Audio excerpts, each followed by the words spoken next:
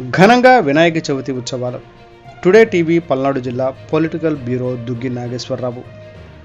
పల్నాడు జిల్లా బెల్లంకొండ మండల కేంద్రంలో కొండపై వెలిసిన శ్రీ వెంకటేశ్వర స్వామి ఆలయ ధర్మకర్త బూక్య గోవిందనాయక్ ఆధ్వర్యంలో విఘ్నేశ్వర స్వామి విగ్రహాన్ని ఏర్పాటు చేసి ఘనంగా పూజలు నిర్వహించి వినాయక చవితి ఉత్సవాలను ఘనంగా ప్రారంభించారు.